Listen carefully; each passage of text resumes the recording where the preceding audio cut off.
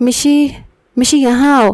امی یہ دیکھیں یہ کیسے کپڑے استری کیے ہیں اس مشی کی بچی نے، بٹن کے پاس تو استری کی ہی نہیں ہے، دیکھیں کتنی سلوٹیں پڑی ہوئی ہیں۔ میں نے غصے میں اپنی چھوٹی بہن کو آوازیں لگاتے ہوئے فوراً ہی امی کو اس کی شکایت بھی لگا دی۔ وہ کچھ ہی دیر میں کچن میں چلی آئی۔ جی بھائی، یہ کیسے کپڑے پریس کیے ہیں تم نے؟ ٹھیک طرح سے سلوٹیں تو نکالا کرو۔ میں نے شرٹ پر موجود سلوٹ اسے ابھار کر دکھائی۔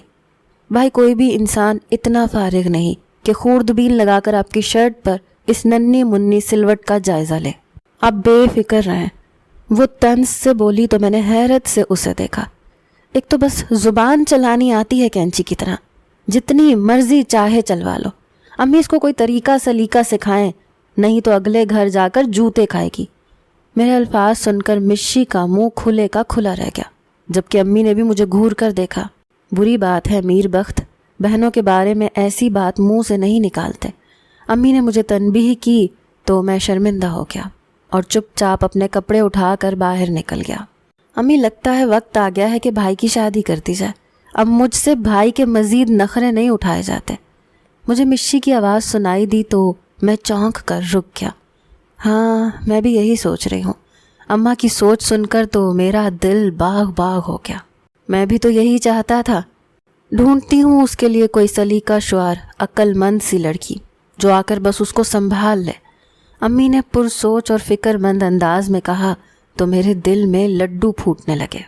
امی سلیقہ شعار اور عقل مند کے ساتھ خوبصورت لگانا تو بھول ہی گئی تھی۔ چلو میں امی کو سمجھا دوں گا۔ میں گنگناتا ہوا اپنے کمرے کی جانب بڑھ گیا۔ میرا نام میر بخت ہے، ہم دو ہی بہن بھائی تھے۔ میں گھر میں سب سے بڑا، جبکہ مجھ سے چھوٹی ایک بہن مہوش تھی۔ میری طبیعت میں شروع سے ہی بڑی نفاست اور سلیقہ پایا جاتا تھا۔ مجھے بے ترتیبی اور گندگی سے بے حد نفرت تھی۔ ہر چیز مناسب طریقے سے سمٹی ہوئی مجھے اچھی لگتی تھی۔ میری اس عادت کی وجہ سے میرے گھر والے، خاص طور پر میری بہن، مجھ سے بہت تنگ تھی، کیونکہ میں ہر وقت اسے تنگ کیا کرتا اور اس کے ہر کام میں نقص نکال دیتا۔ تھک ہار کر وہ میرے آگے ہاتھ جوڑ دیتی کہ بھائی آپ اپنا کام خود ہی کر لیا کریں، پر مجھے کام کرنے کی کہاں عادت تھی۔ امی ابو نے بے حد لاڈ پیار سے پالا تھا۔ میں مشی سے پورے 6 سال بڑا تھا، لہٰذا میں نے اس کے دنیا میں آنے سے پہلے 6 سال تک امی ابو کے خوب لاڈ اٹھوائے تھے۔ ویسے اس کے آنے کے بعد بھی میری اہمیت میں کوئی خاص کمی نہیں آئی تھی، بلکہ میری قدر مزید بڑھ گئی تھی، کیونکہ میں اس خاندان کا واحد چشم و چراغ تھا۔ ابو تو شروع سے ہی یہی کہا کرتے کہ مشی تو بیاہ کر دوسرے گھر چلی جائے گی اور وہاں کی رونق بن جائے گی، مگر میرا بیٹا تو ہمیشہ میرے پاس میرے گھر کا روشن چراغ بن کر ہی رہے گا۔ ابو 3 بھائی تھے۔ سب سے بڑے بھائی کے ہاں یعنی میرے تایا کے ہاں کوئی اولاد نہیں تھی، جبکہ ابو سے چھوٹے بھائی کے ہاں 3 بیٹیاں تھیں۔ لہٰذا میں ابو کے خاندان کا واحد سپوت تھا، جس بات کا مجھے اچھی طرح احساس بھی تھا اور میں اس سے فائدہ بھی خوب اٹھایا کرتا اور سب کا لاڈ پیار بٹورتا۔ امی سے بڑے ایک بھائی تھے جن کے ایک بیٹے وقاص بھائی مجھ سے 3 سال بڑے تھے، لہٰذا ننیال میں تو نہیں لیکن ددیال میں ہمیشہ میرا پلڑا بھاری رہا۔ میں تعلیم کے میدان میں ہمیشہ آگے ہی رہا اور ابو کے لاڈ پیار کا کبھی ناجائز فائدہ نہیں اٹھایا۔ ہر سال میرے امتیازی نمبر دیکھ کر ابو کا سینہ فخر سے پھول جایا کرتا۔ میں پڑھائی کے ساتھ ساتھ دیگر سرگرمیوں میں بھی ہمیشہ باقی لڑکوں سے آگے ہی رہا اور اپنے خاندان اور ابو کا نام خوب روشن کیا۔ تعلیم کے آخری سال میں ہی مجھے ایک بہت اچھی کمپنی سے نوکری کی پیشکش آ گئی، لہٰذا میں نے امتحانات دینے تک ان سے مہلت مانگی اور امتحانات دیتے ہی نتیجہ آنے سے پہلے میں نوکری شروع کر چکا تھا۔ مجھے نوکری کرتے پورا 1 سال مکمل ہو گیا، مگر میں حیران تھا کہ امی نے ابھی تک میری شادی کا کوئی ذکر نہیں کیا اور نہ مجھ سے اس بارے میں کوئی رائے مانگی، جبکہ ہمارے خاندان میں تو لڑکیاں کیا لڑکوں کی بھی شادیاں چھوٹی عمروں میں ہی کر دی جاتی تھی، اور میں تو ویسے بھی برسر اقتدار ہو گیا تھا، لہٰذا اب امی کو اس بارے میں سنجیدگی سے سوچنا چاہیے تھا، مگر نہ جانے کیوں امی ہاتھ پر ہاتھ دھرے بے فکر بیٹھی تھی۔ شاید ان کا ارادہ مشی کی شادی مجھ سے پہلے کرنے کا تھا، حالانکہ وہ مجھ سے پورے 6 سال چھوٹی تھی۔ میں چونکہ بڑا تھا تو باری بھی پہلے میری ہی آنی چاہیے تھی۔ لہٰذا میں نے وہی طریقہ اپنایا جو ماموں کے بیٹے وقاص بھائی نے مجھے سکھایا تھا۔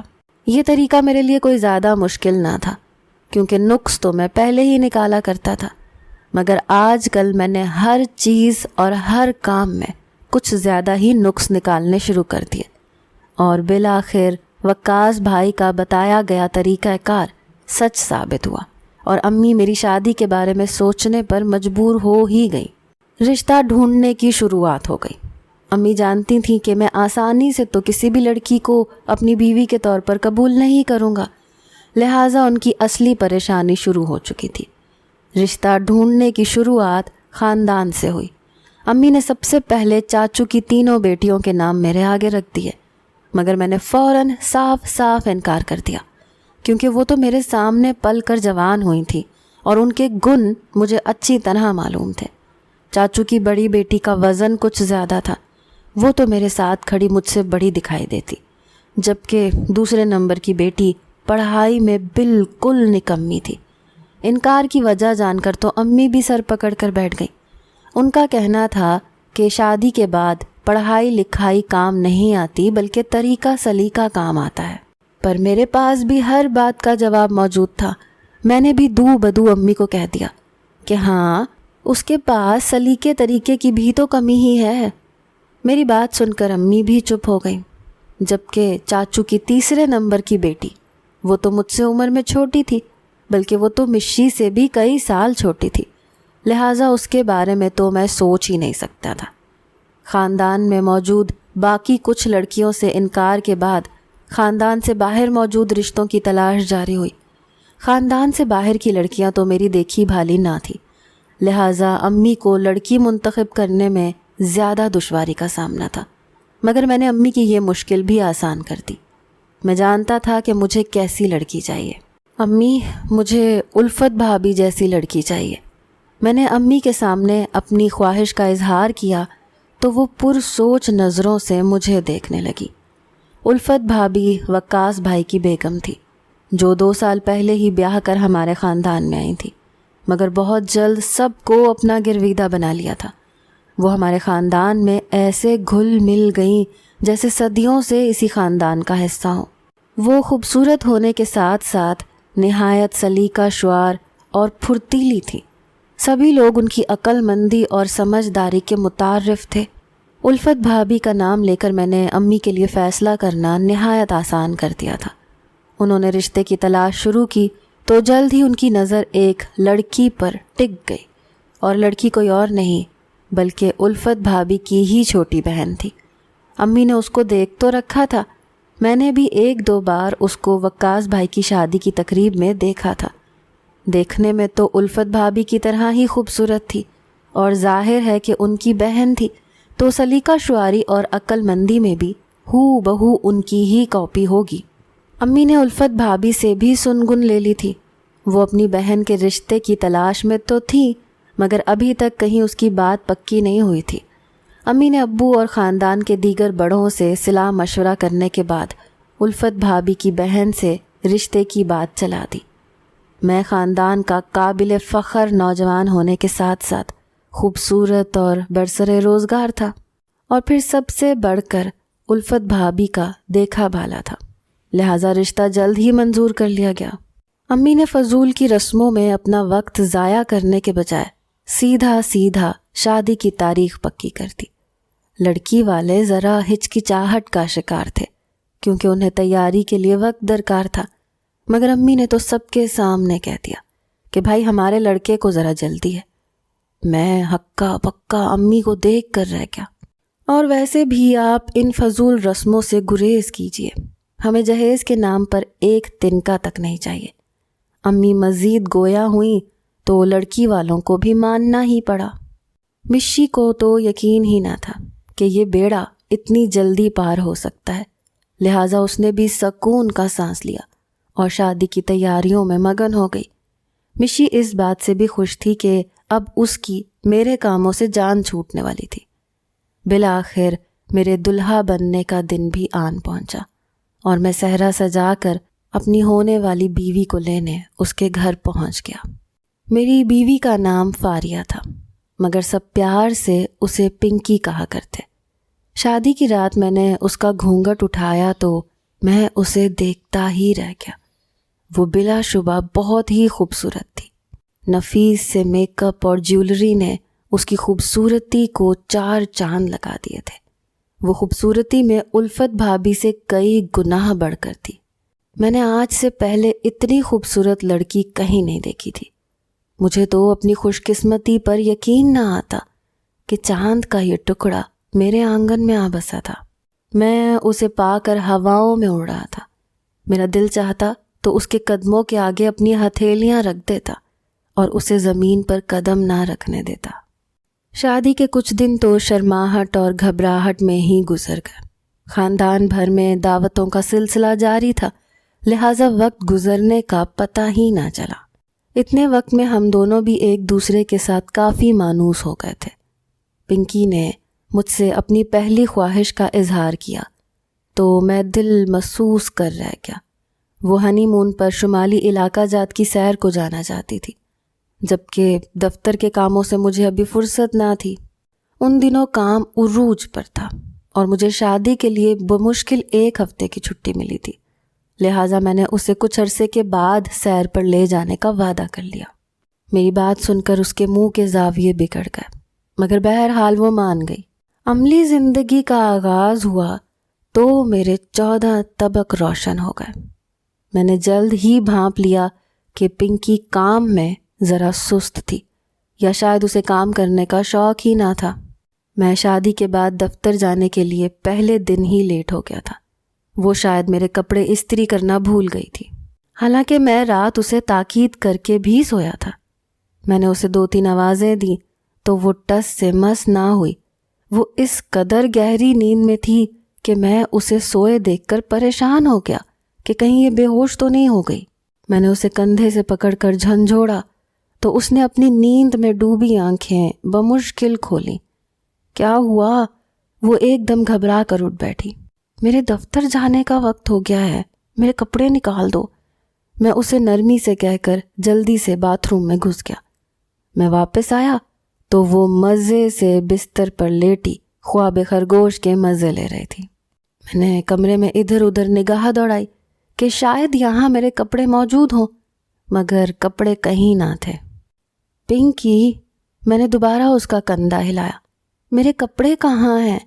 سامنے الماری میں موجود ہیں، وہاں سے نکال لیں، وہ مندی مندی آواز میں بولی۔ تو میں فوراً ہی الماری کی طرف بڑھ گیا۔ میں نے الماری کے دونوں پٹ کھولے ہی تھے کہ اس میں ٹھونس سے تمام کپڑے میرے قدموں میں آ پڑے۔ میں الماری کی صورتحال دیکھ کر حیران تھا۔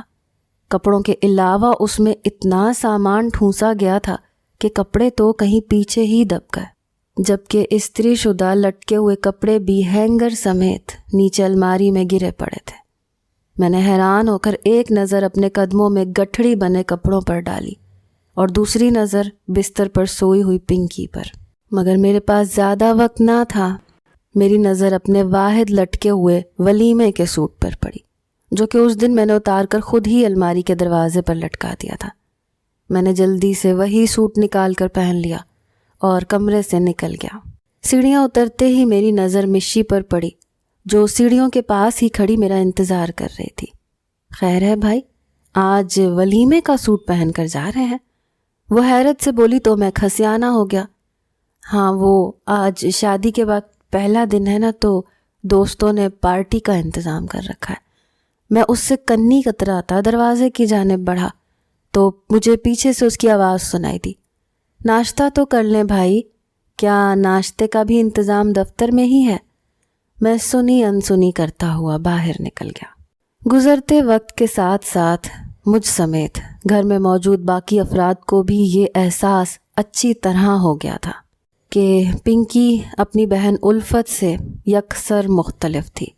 اسے گھر کا کوئی کام نہیں آتا تھا، بلکہ اسے گھر کے کام کرنے کا کوئی شوق بھی نہیں تھا۔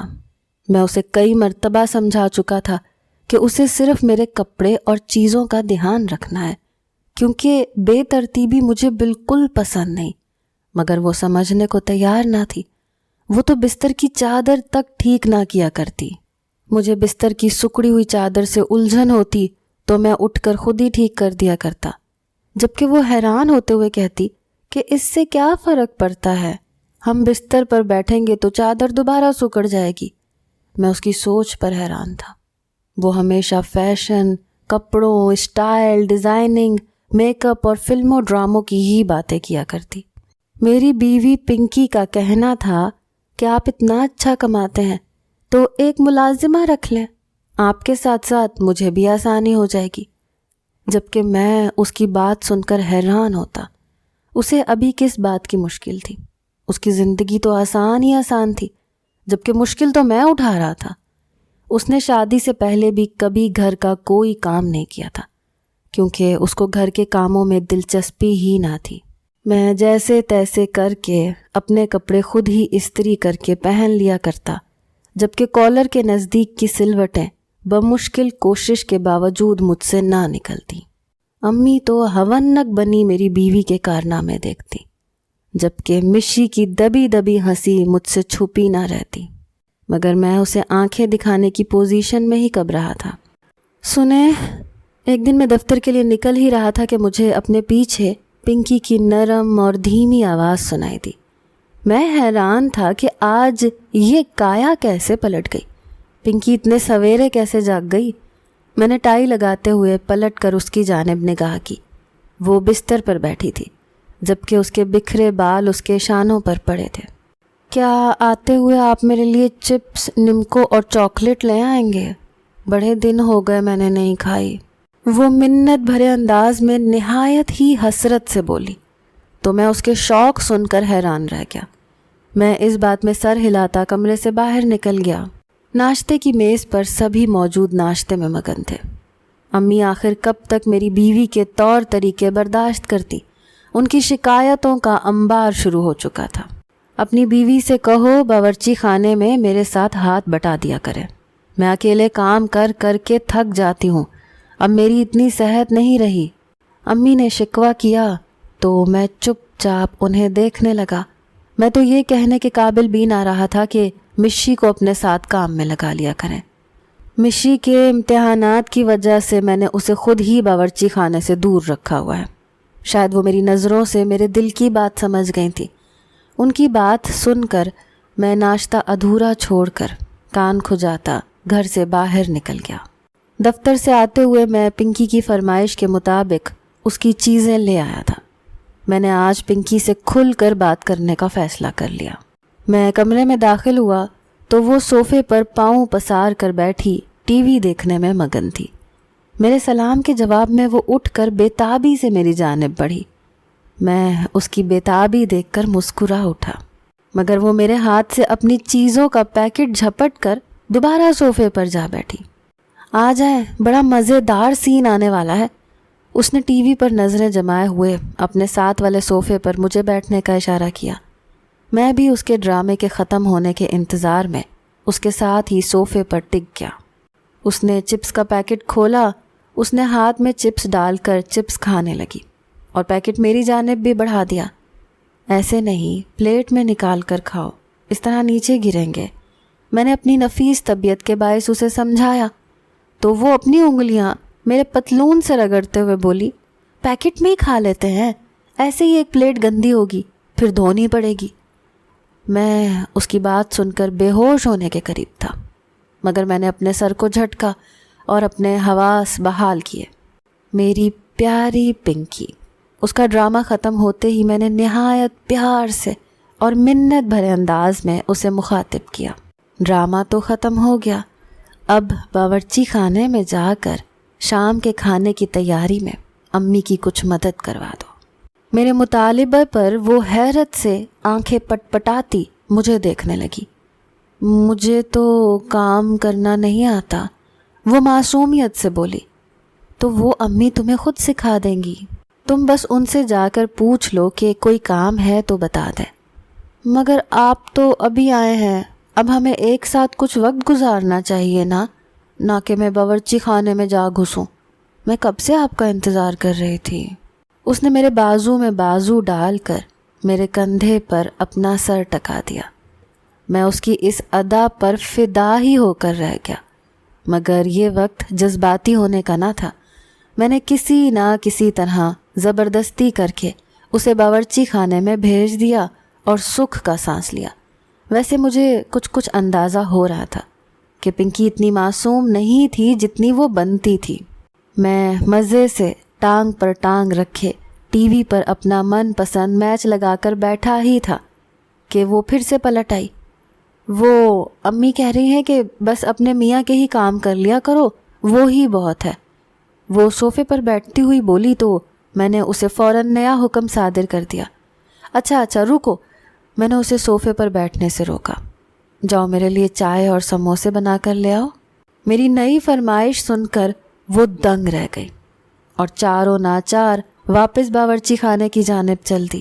میں مزے سے دوبارہ ٹی وی کی جانب متوجہ ہو گیا، مگر کچھ ہی دیر میں چیخوں کی آواز سے پورا گھر گونج اٹھا۔ میں گھبراہٹ میں ننگے پاؤں باورچی خانے کی طرف بھاگا۔ اندر کا منظر دیکھ کر میں سکتے میں رہ گیا۔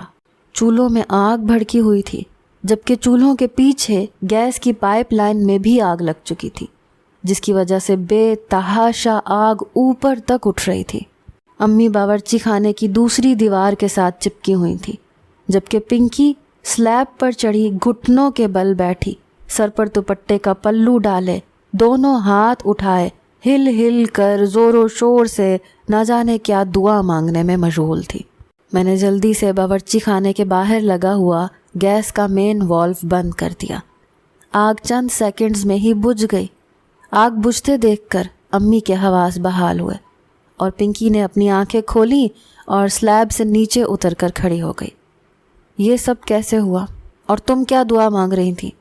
میں نے حیرانی سے اس سے پوچھا۔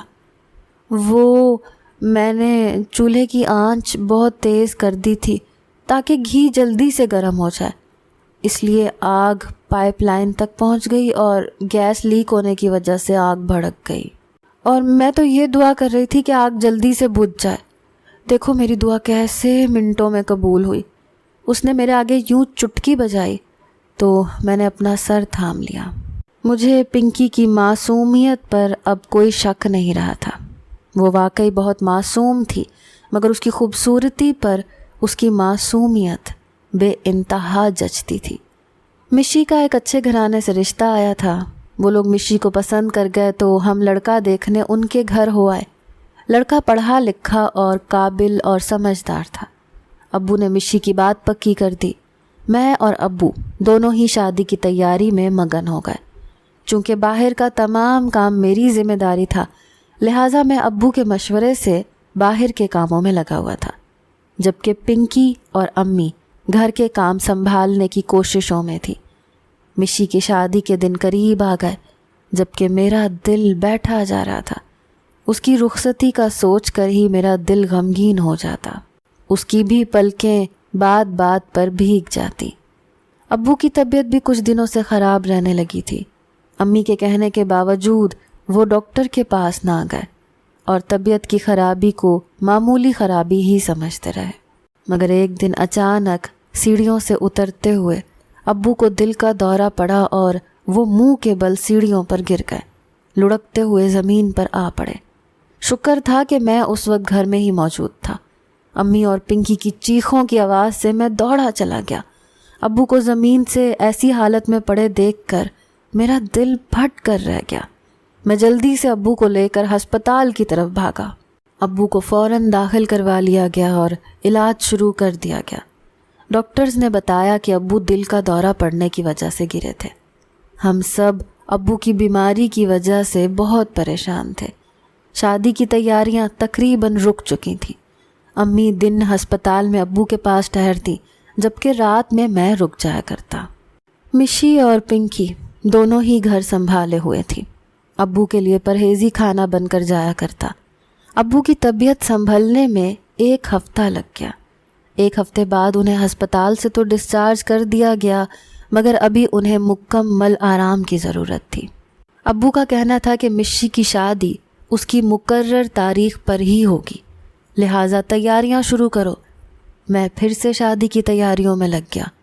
میں چاہتا تھا کہ ہر چیز مشی کی پسند کی لوں، مگر اس کا کہنا تھا کہ بھائی آپ اپنی مرضی سے جو مرضی لے لیں، مجھے آپ کی پسند پر اعتبار ہے۔ پنکی نے گھر کی صورتحال بھانپ کر کچھ سنجیدگی اختیار کر لی تھی۔ میں جہاں ابو کی بیماری کو لے کر پریشان تھا، وہیں پنکی کے مزاج میں آنے والی تبدیلی کو دیکھ کر خوش بھی تھا۔ مشی کی رخصتی کا وقت آ پہنچا۔ ابو کو لاٹھی کے سہارے چلتا دیکھ کر میرا دل کٹ کے رہ گیا۔ سیڑھیوں سے گرنے کی وجہ سے ان کو کافی چوٹ بھی آئی تھی، جس کی وجہ سے ان کے پاؤں میں ابھی تک روڈ ڈلا ہوا تھا۔ ابو سب کو جلدی جلدی ہال پہنچنے کی تاکید کر رہے تھے۔ پنکی نہ جانے کن تیاریوں میں مگن تھی، ابھی تک کمرے سے باہر نہیں نکلی۔ میں اس کو بلانے سیڑھیاں پھلانگتا کمرے کی جانب بڑھا ہی تھا کہ وہ دروازہ کھول کر باہر نکلی۔ میں اسے دیکھ کر اپنی جگہ ساکت رہ گیا۔ وہ آسمان سے اتری ہوئی کوئی حور لگ رہی تھی۔ سنہری شرارہ پہنے، دوپٹے کا پلو پھیلائے، وہ کسی ڈرامے کی ہیروئن لگی۔ اس کے چہرے پر پھیلی معصومیت پر میرا دل مچل گیا۔ چلیں، دیر ہو رہی ہے۔ وہ مجھے یوں ساکت و جامد کھڑے دیکھ کر میرے بازو میں بازو ڈال کر مجھے سیڑھیوں سے نیچے کھینچ لائی۔ مشی کی رخصتی کے بعد ہم سب بہت اداس تھے۔ ابو کے کمرے میں بیٹھے ہم سب مشی کو یاد کر رہے تھے۔ کوئی بات نہیں، اگر ہماری ایک بیٹی چلی گئی تو ہماری دوسری بیٹی تو ہمارے پاس موجود ہے۔ ابو نے پنکی کی طرف اشارہ کیا تو اس کی آنکھوں میں آنسو بھر آئے۔ میں حیران ہو کر اس کی روشن آنکھوں میں جھلملاتے آنسو دیکھتا رہ گیا۔ مشی کی رخصتی کی وجہ سے وہ بھی کچھ جذباتی تھی، اور جس طرح پنکی نے آپ کی بیماری اور مشی کی شادی میں میرا ساتھ دیا ہے، اس کے بعد تو اس نے واقعی بیٹی کی کمی پوری کر دی۔ امی کی بات سن کر میں چونک گیا۔ مجھے کام کرنے تو نہیں آتے، میں تو بس کوشش کرتی ہوں، وہ معصومیت سے بولی تو میں مسکرا دیا۔ پنکی ایک معصوم اور مخلص لڑکی تھی۔ وہ امی کے ساتھ گھر کے کاموں میں مگن پوری طرح مدد کروانے لگی تھی۔ مشی کے جانے کے بعد وہ امی کی ڈھارس اور حوصلہ بن گئی۔ میں اس بات پر بھی مطمئن تھا کہ میں نے اس کو صبر و تحمل سے برداشت کیا تھا اور کبھی اس کے لیے کوئی برا لفظ نہ نکالا۔ پنکی کے ساتھ میں خود بھی کافی حد تک بدل گیا تھا۔